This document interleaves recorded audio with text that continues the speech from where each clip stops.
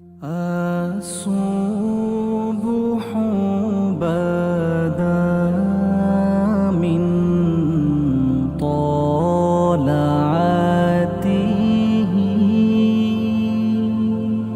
والليل دجى من وفرته۔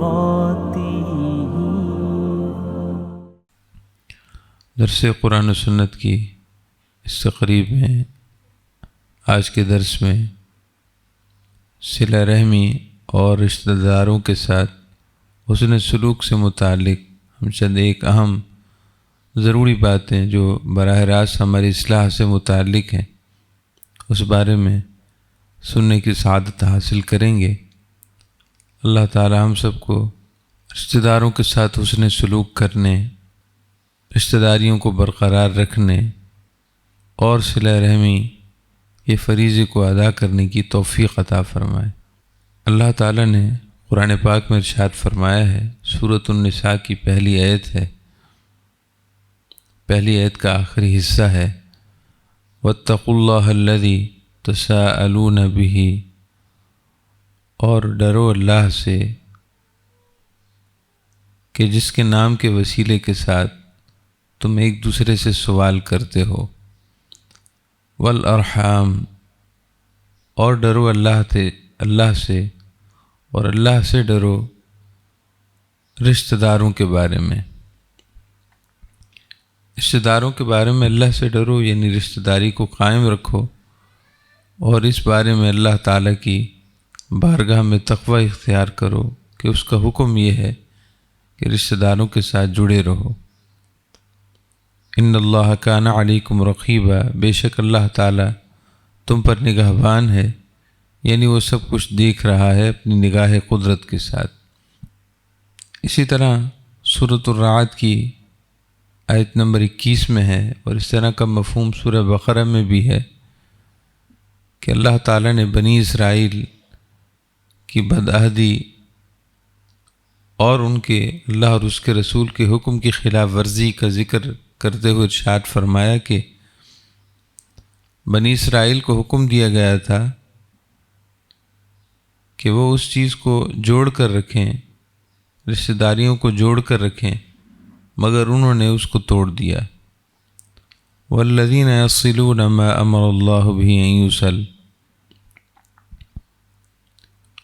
ویخشون ربهم ویخافون سوء الحساب۔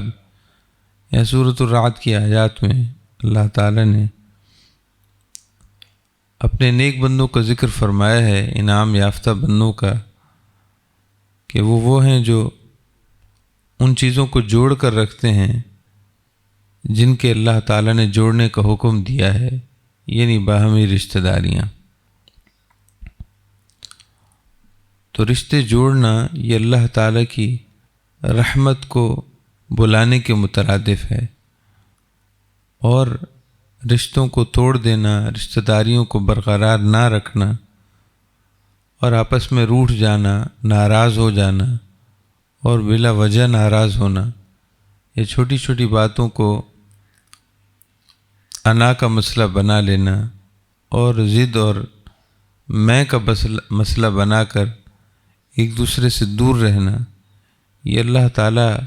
کی رحمت کو دور کرنے کے مترادف ہے۔ جو رشتے جوڑتا ہے اللہ تعالیٰ اس کے دیگر معاملات میں خیر و برکت عطا فرماتا ہے۔ اس کے برعکس قطع رحمی، صلہ رحمی کا مطلب ہوتا ہے کہ رشتہ داری کو برقرار رکھنا،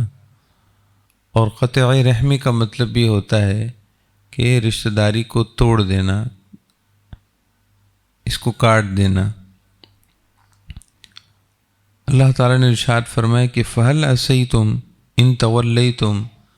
أَن تُفْسِدُوا فِي الْأَرْضِ وَتُقَطِّعُوا أَرْحَامَكُمْ، کیا تم زمین میں فساد اور رشتے کاٹنے لگو گے؟ مطلب ایک طرح سے اللہ تعالیٰ نے ناراضگی کا اظہار فرمایا ہے کہ کیا تم ایسا کرنے لگ جاؤ گے، ان تفسدوا فی الارض، کہ زمین میں فساد پھیلاؤ گے، وَتُقَطِّعُوا أَرْحَامَكُمْ، اور رشتہ داروں سے لا تعلق اختیار کرو گے۔ تو جہاں رشتے اٹھتے ہیں، جہاں رشتے ٹوٹتے ہیں وہاں رحمت اٹھتی ہے، اور جہاں رشتے جڑتے ہیں وہاں رحمت اترتی ہے۔ اس لیے اللہ تعالیٰ نے باہمی رشتہ داریوں کو جو لفظ ارشاد فرمایا ہے وہ رحم ہے۔ رحم عربی زبان کا لفظ ہے جو ہمارے اردو محاورے میں بھی استعمال ہوتا ہے کہ صلہ رحمی، قطع رحمی۔ تو یہ جو رحم کا لفظ ہے یہ عربی زبان کا لفظ ہے جس کا مطلب رشتہ داری ہے، اور حدیث پاک کے مطابق اللہ تعالیٰ نے یہ نسبت، یہ تعلق اپنے نام لفظ رحمان سے مشتق کر کے عطا فرمایا ہے۔ اس کا نام، اس میں صفت رحمان ہے، اللہ تعالیٰ نے اس رحمان سے رحم مشتق کر کے اپنے بندوں کو عطا کیا ہے۔ یعنی یہ اشتقاقی نسبت اللہ تعالیٰ کے ساتھ روحانی نسبت، اس کی رحمت کو حاصل کرنے کی روحانی نسبت کی نشاندہی کر رہی ہے، جس کی طرف آپ صلی اللہ علیہ وسلم اشارہ فرما رہے ہیں کہ اللہ تعالیٰ کے رحمان ہونے کی نسبت سے لوگوں کے درمیان رشتہ داری کی نسبت رکھی گئی ہے، اور حدیث پاک میں ہے کہ یہ رحم اللہ تعالیٰ کے عرش کے ساتھ معلق ہے، اسے اللہ تعالیٰ کے عرش کے ساتھ نسبت ہے، اور اللہ تعالیٰ سے وہ عرض کرتی ہے، اور اللہ تعالیٰ اس سے ارشاد فرماتا ہے کہ اے رحم، اے رشتہ داری، جو تجھے توڑے گا میں اسے توڑ دوں گا، اور جو تجھے جوڑے گا میں اس کو جوڑ دوں گا۔ حدیث کی تقریباً کتابوں میں جو احادیث درج ہیں اس میں رشتہ داروں کے ساتھ حسن سلوک اور رشتہ داروں کے ساتھ عفو درگزر کا معاملہ اور ان کے ساتھ تعلق اور رشتہ داری کو قائم رکھنے میں جو احادیث میں خیر و برکت آئی ہے اس میں عمر کی خیر و برکت کا ذکر ہے۔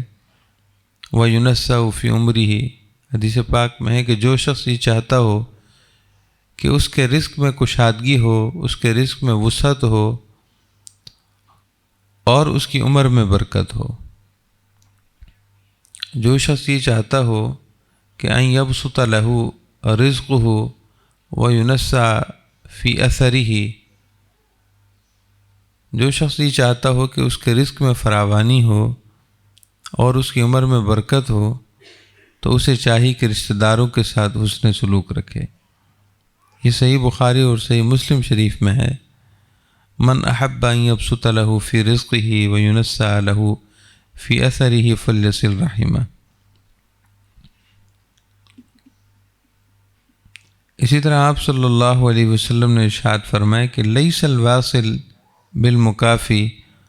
ولکن الواصل الذی اذا قطعت رحمہ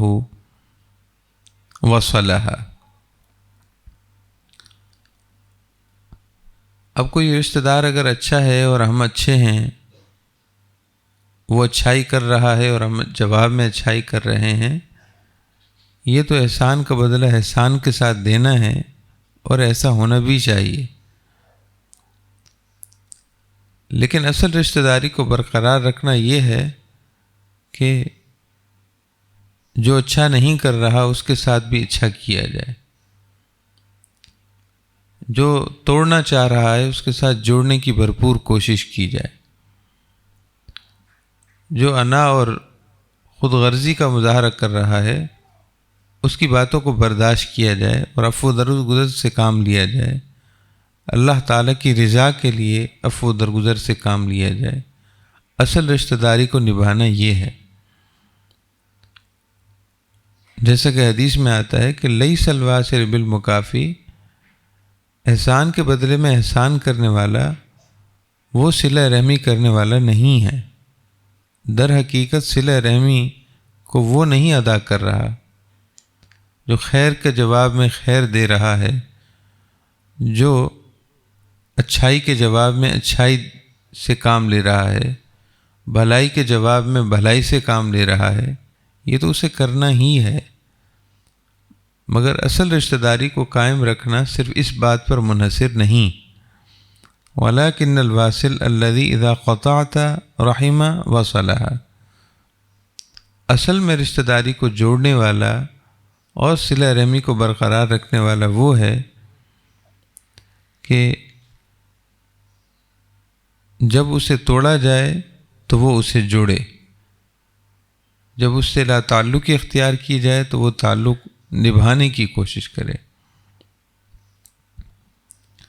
محترم معزز مسلمان ماں اور بہنوں،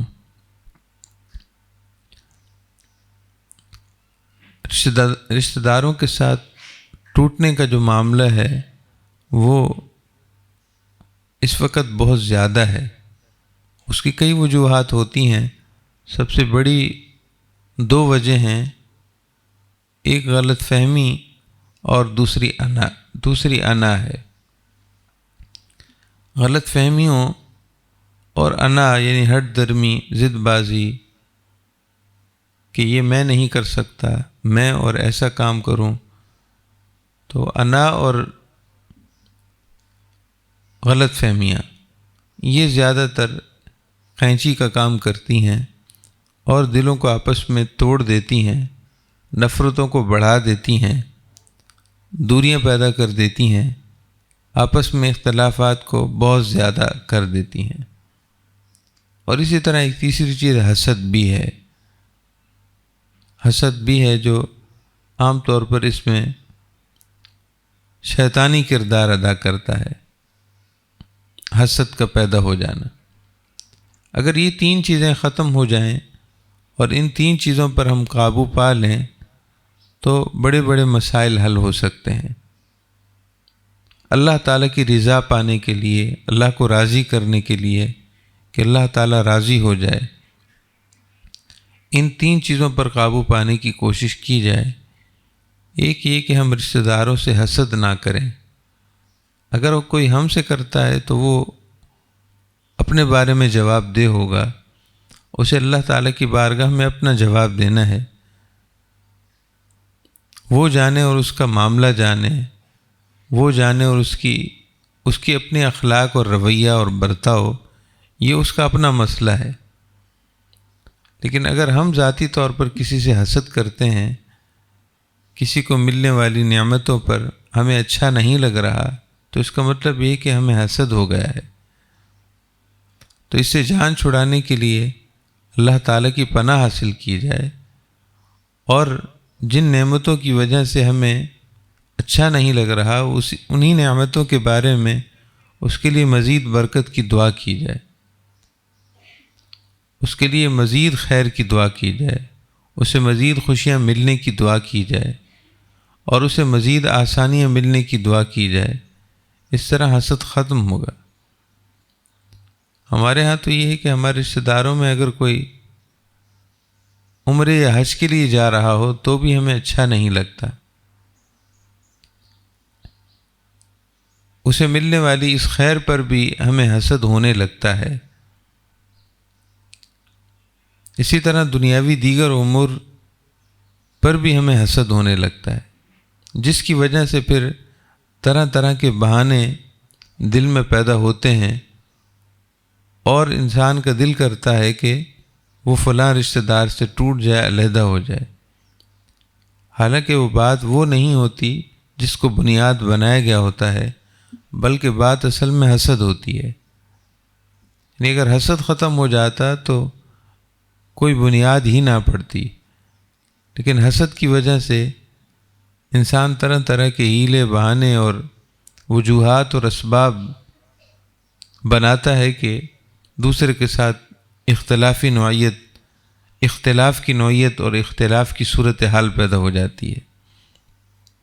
تو دلوں کو ہمیں حسد سے پاک کرنا ہے۔ جس کو اللہ پاک نے جو نعمت دی ہے یہ اللہ کی عطا ہے اور اللہ تعالیٰ کی تقسیم ہے، سو اس بات پر ناراض ہونا وہ اللہ تعالیٰ کی تقسیم پر ناراض ہونا ہے۔ اللہ تعالیٰ کے فیصلے جو حکمتوں بھرے ہیں وہ سر آنکھوں پر تسلیم کرنے چاہیے، اور اللہ تعالیٰ سے اپنے لیے رحمت، خیر اور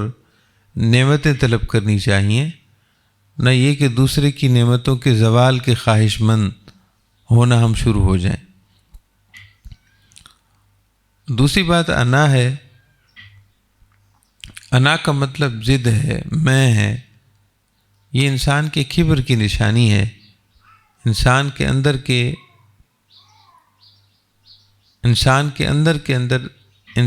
اندر تکبر کے پیدا ہونے کی نشانی ہے۔ وہ سمجھتا ہے کہ لوگ مجھے منائیں، میں کسی کی طرف توجہ نہ کروں، لوگ میری بات سنیں، لوگ مجھے سب سے زیادہ فوقیت دیں، میرے فیصلوں کو سب سے زیادہ فوقیت دی جائے، میری رائے کو فوراً مان لیا جائے، میرے ہر فیصلے کو مان لیا جائے۔ یہ انا کی نشانیاں ہوتی ہیں۔ اگر کسی معاملے میں ہم نے کوئی رائے دی ہے اور دوسروں نے وہ رائے تسلیم نہیں کی تو اس پر ناراض ہونے کی کوئی ضرورت نہیں ہے۔ ہم نے ایک رائے دی ہے اور وہ رائے ہم نے اپنے حساب سے صحیح دی ہے اور دوسروں نے تسلیم نہیں کی تو انہیں اس بات کا حق پہنچتا ہے کہ وہ کسی رائے کے صحیح یا غلط ہونے کے بارے میں کوئی فیصلہ کر سکیں، مگر ہماری رائے یا ہمارا مشورہ یا ہماری تجویز یا ہماری بات یا ہمارے فیصلے کو تسلیم نہ کرنے پر ہمارا ناراض ہو جانا درست نہیں ہے۔ ہر ایک کو اپنی ذاتی زندگی میں اور اپنے ذاتی معاملات میں فیصلہ کرنے کا اختیار ہوتا ہے۔ تو بہرحال انا بھی ہمارے ہاں بہت زیادہ ہے۔ تو انا اور تکبر یہ رشتہ داریوں کو جوڑنے کے بجائے توڑنے میں اس کا بہت بڑا کردار ہے۔ ہمیں عاجزی اختیار کرنی چاہیے، تذلل اختیار کرنا چاہیے، اللہ تعالیٰ کی بارگاہ میں اپنی کم حیثیتی بلکہ بے حیثیتی کو تسلیم کرنا چاہیے، دوسروں کی چھوٹی چھوٹی باتوں کو بڑا بنا کر اپنے آپ کو مزید پریشان نہیں کرنا چاہیے۔ اسی طرح تیسری بات، غلط فہمیاں یہ تو بہت زیادہ ہیں، غلط فہمیاں تو بہت زیادہ پیدا ہو جاتی ہیں، اور غلط فہمیاں اور بدگمانیاں یہ شیطان کا بہت خطرناک وار ہے کہ وہ بال برابر بات کو پہاڑ برابر بنا دیتی ہے۔ غلط فہمیوں کی وجہ سے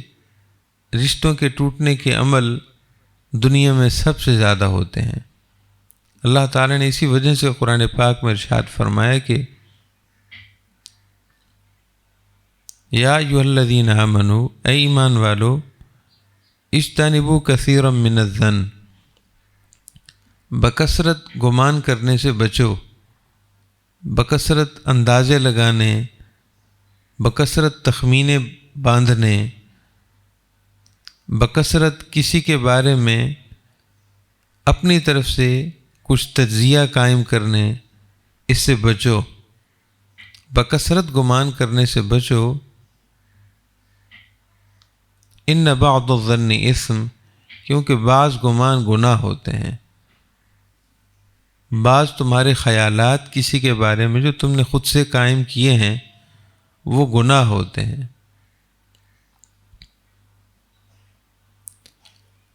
اسی طرح اللہ پاک نے اسی رکوع میں آگے اور بھی باتیں ارشاد فرمائی ہیں،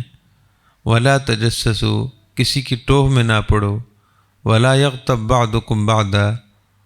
اور کوئی کسی کی غیبت نہ کرے۔ أَيُحِبُّ أَحَدُكُمْ أَن يَأْكُلَ لَحْمَ أَخِيهِ مَيْتًا، کیا تم میں سے کوئی یہ پسند کرے گا کہ اپنے بھائی کا گوشت کھائے اس کی مردہ حالت میں، اس کی میت حالت میں؟ یقیناً تم اسے ناپسند کرو گے۔ تو اللہ سے ڈرو، تقوی اختیار کرو، اللہ تعالیٰ کی بارگاہ میں توبہ کرو۔ اللہ تعالیٰ توبہ قبول فرمانے والا اور رحم فرمانے والا ہے۔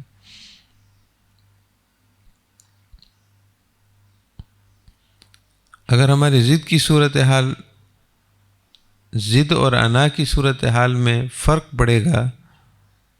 تو خاندان اکٹھا ہونا شروع ہو جائے گا، اور کسی سے معافی مانگ لینے سے یا کسی کے لیے نرمی اختیار کرنے سے اللہ تعالیٰ راضی ہو جاتا ہے، شیطان کے حملے ختم ہونا شروع ہوتے ہیں، شیطان پسپائے اختیار کرتا ہے، اور جتنا ہم اپنے اندر انا اور میں اور ضد اس طرح کی صورتحال پیدا کریں گے، شیطان اتنا ہی مضبوط ہوتا ہے۔ لہذا ایک دوسرے سے گاہے بگاہے فون پر ملاقات کم از کم کر لینی چاہیے، ایک دوسرے سے احوال اور خیریت جا کر نہیں تو کم سے کم فون پر احوال دریافت کر لینے چاہیے۔ اس انتظار میں رہنا کہ مجھے فون آئے گا تو ٹھیک ہے، میں کسی سے بات نہیں کروں گا یا ہم کسی سے بات نہیں کریں گے، یہ انتظار میں پڑنا اور دوسرے کے فون کا انتظار کرنا، یہ کامل صاحب ایمان کے تواضع کی شان نہیں ہے۔ کامل صاحب ایمان کے تواضع کی شان یہ ہے کہ وہ اللہ تعالیٰ کی رضا کے لیے، اللہ تعالیٰ کی رحمت کی طرف خود بڑھتا ہے، کسی کو دکھانے کے لیے نہیں، کسی دوسرے کو اپنا نیک پن دکھانے کے لیے نہیں، اپنا اچھا ہونا دوسروں کو بتانے کے لیے نہیں، بلکہ اللہ کی رضا کے لیے، اپنا نیک اور صالح ہونا ظاہر کرنے کے لیے نہیں، اپنے رشتہ داروں کے ساتھ صلہ رحمی کو نبھانے والے ایک اچھے انسان ظاہر کرنے کے لیے نہیں، بلکہ محض اللہ کی رضا کے لیے،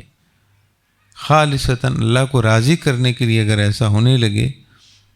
تو انسان کی شخصیت اور اس کے کردار میں روحانی اثرات مترتب ہوں اور وہ اللہ کے واقعتاً قریب ہونے لگے۔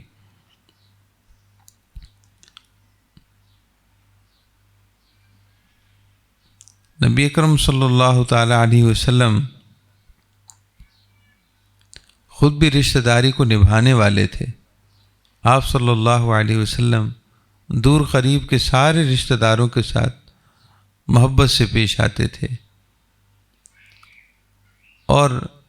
ان کے ہاں تشریف لے جایا کرتے تھے، ان کو تحفے تحائف دیا کرتے تھے اور ان کے دکھ سکھ میں خود شریک ہونے والے تھے۔ آپ تو دیگر عام انسان یعنی غیر مسلم کافر ہوتے، ان کے ساتھ بھی آپ محبت اور خیر خواہی سے پیش آنے والے تھے، تو رشتہ دار تھے۔ نبی اکرم صلی اللہ علیہ وسلم کی یہی رشتہ داری نبھانے والی اور اس کو قائم رکھنے والی شان تھی کہ آپ کے محترم چچا، آپ کے دیگر چچا بھی ہیں، حضرت عباس بھی حضور کے چچا ہیں، حضرت سید الشہداء امیر حمزہ آپ کے چچا ہیں، اسی طرح جناب ابو طالب آپ کے چچا ہیں، آپ کی پھوپھیاں ہیں، آپ ان کی ہر وقت خبر گیری کرتے تھے، اور یہ اعلان نبوت سے بھی پہلے کی بات ہے، یعنی آپ صلی اللہ علیہ وسلم نے ابھی اعلان نبوت بھی نہیں فرمایا تھا اور آپ کو اپنے رشتہ داروں کا بڑا پاس لحاظ ہوتا تھا۔ تو آپ کے چچا محترم جناب ابو طالب بہت عیالدار تھے، یعنی ان کا کنبہ بھی زیادہ تھا اور ساتھ میں وسائل اور اسباب معاش بھی کمزور تھے۔ آپ صلی اللہ علیہ وسلم نے اپنے چچا کی اس کیفیت اور حالت کو دیکھا تو آپ نے اپنے دیگر چچاؤں سے مشورہ کیا، حضرت سید الشہداء امیر حمزہ سے، حضرت عباس سے، آپ نے ان کے ساتھ مشاورت کی کہ ایسا کرتے ہیں کہ جناب ابو طالب کے ایک بیٹی کی کفالت ہم اپنی ذمہ داری لے لیتے ہیں، ان کی ایک بیٹی کی کفالت ہم کرتے ہیں تاکہ ان پر جو عیالداری کا بوجھ ہے وہ ہلکا ہو جائے۔ یہ آپ صلی اللہ علیہ وسلم کے قلب اطہر میں موجود رحمدلی کی شان ظاہر ہو رہی تھی کہ آپ بھتیجے ہو کر اپنے چچا کا اتنا خیال کر رہے تھے۔ تو آپ کے مشورے کو آپ کے دیگر چچاؤں نے قبول کیا اور ان کے ایک ایک بیٹے کو انہوں نے اپنی کفالت میں لے لیا۔ نبی اکرم صلی اللہ علیہ وسلم نے بھی اپنے چچا زاد بھائی حضرت سیدنا علی مرتضیٰ شیر خدا رضی اللہ تعالیٰ عنہ کو اپنی کفالت میں اس وقت لے لیا جب کہ آپ کم سنی میں تھے، آپ کی عمر زیادہ نہیں تھی، اور سیدنا علی کرم اللہ تعالیٰ وجہ الکریم اس وقت سے آپ صلی اللہ علیہ وسلم کے ساتھ تھے، زیر کفالت تھے، زیر تربیت تھے۔ یہی وجہ ہے کہ جب آپ صلی اللہ علیہ وسلم نے اعلان نبوت فرمایا اور اپنے نبی اور رسول ہونے کی شان کو ظاہر کیا اور اعلان فرمایا، تو سب سے پہلے اسلام قبول کرنے والوں میں جن شخصیات کے نام ہیں ان میں سیدنا علی مرتضیٰ شیر خدا رضی اللہ عنہ بھی ہیں۔ آپ فرماتے ہیں کہ پیر کے دن آپ صلی اللہ علیہ وسلم نے اعلان نبوت فرمایا اور اگلے ہی روز میں نے اسلام قبول کر لیا۔ نبی اکرم صلی اللہ علیہ وسلم خونی رشتہ دار تو خونی رشتہ دار، آپ رضاعی رشتہ داروں کا بھی خیال کرتے تھے، یعنی رضاعت اور دودھ پینے کا جو پلانے کا جو رشتہ ہوتا ہے، رضاعت کا رشتہ، اسلام میں اس کو بڑی اہمیت حاصل ہے۔ تو رضاعی رشتہ داریوں کو بھی حضور نبھاتے تھے۔ حضرت سیدہ حلیمہ سعدیہ رضی اللہ تعالی عنہ یہ آپ صلی اللہ علیہ وسلم کی رضاعی والدہ ہیں۔ حضور اکرم صلی اللہ علیہ وسلم ہمیشہ ان کا خیال رکھتے تھے، اور جب کبھی یہ حضور سے ملنے آتی تھیں آپ صلی اللہ علیہ وسلم ان کے استقبال کے لیے کھڑے ہو جاتے تھے، آگے بڑھ کر اپنے مقدس باہوں میں آپ کو لے لیتے، استقبال کرتے اور پھر اپنی چادر بچھا دیتے، اور اس چادر پر بیٹھنے کے لیے آپ پرزور اصرار کرتے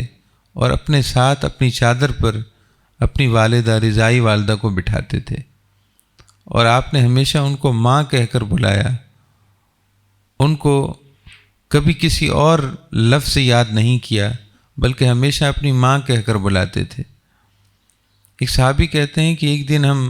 حضور کی خدمت میں حاضر تھے، صحابہ کرام دیگر بھی موجود تھے،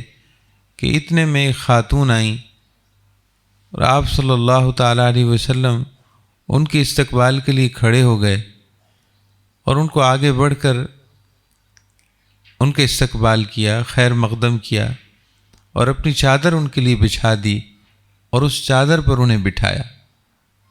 تو صحابی کہتے ہیں کہ میں نے دیگر صحابہ سے پوچھا کہ یہ کون خاتون ہیں،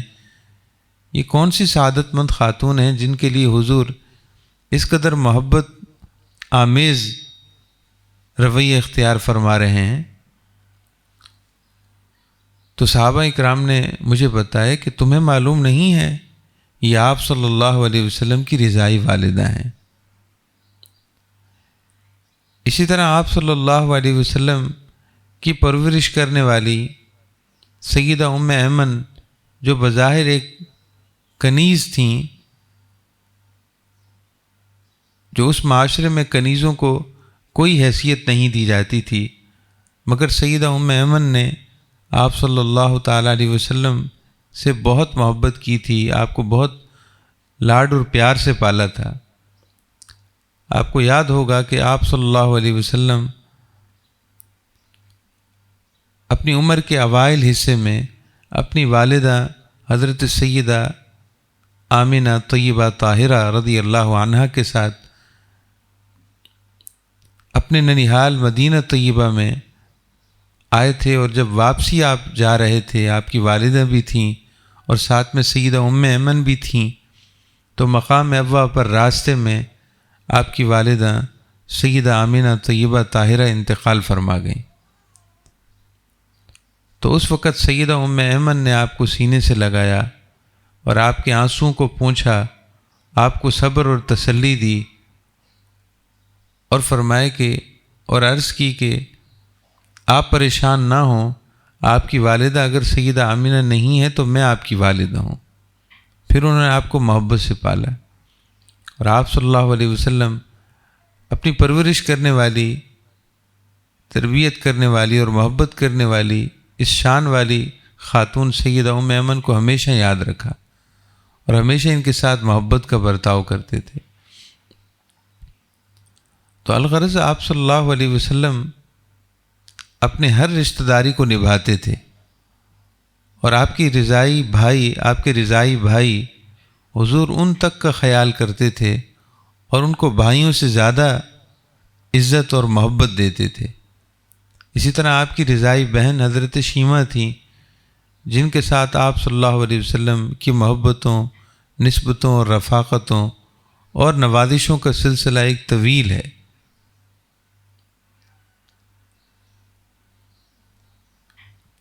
آپ صلی اللہ علیہ وسلم دوسروں کو بھی رشتہ داریوں کو نبھانے کا حکم دیتے تھے اور خود بھی اس کے آپ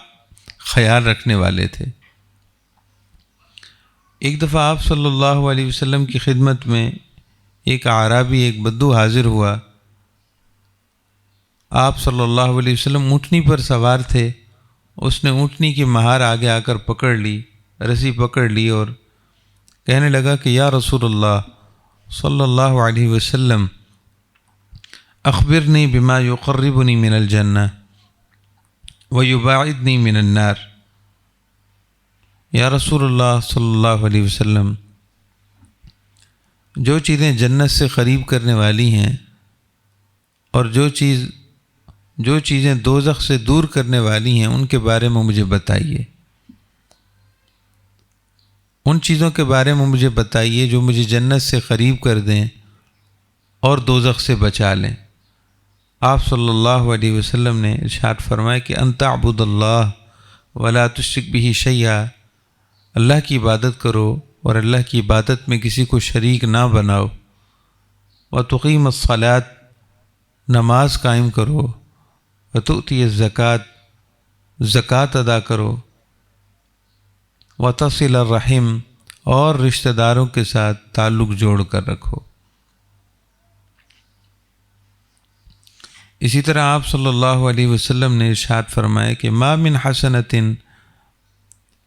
اعجل ثوابا من صلۃ الرحم، سب سے زیادہ جلدی جس نیکی کا ثواب ملتا ہے وہ رشتہ داری ہے۔ رشتہ داری سے بڑھ کر، رشتہ داری نبھانے سے بڑھ کر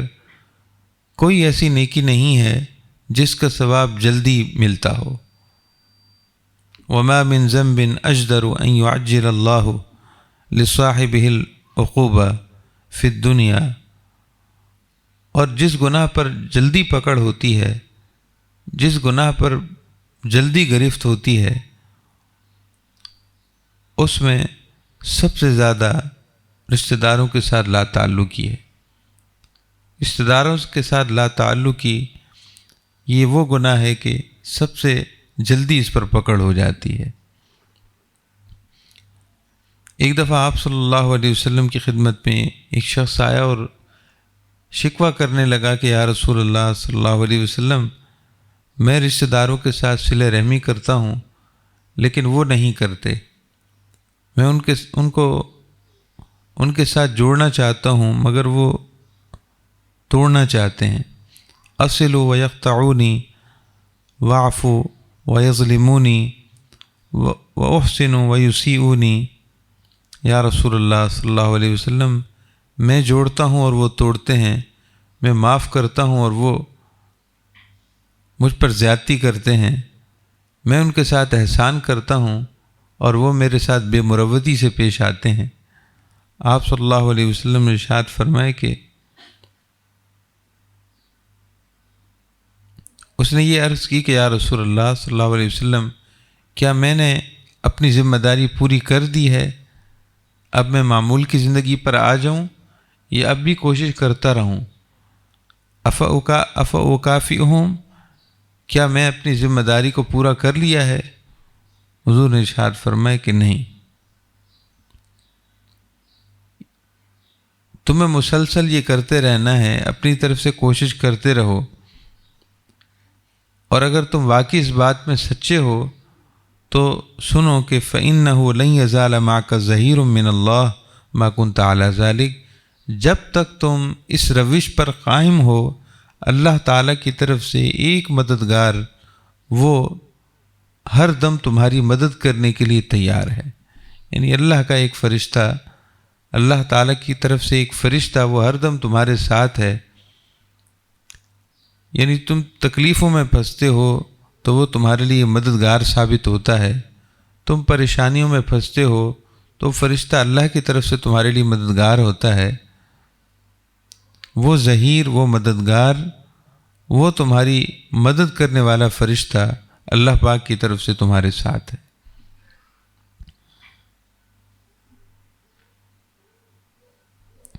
نبی رحمت سرورد عالم صلی اللہ تعالیٰ علیہ وسلم نے اسی طرح یہ بھی ارشاد فرمائے کہ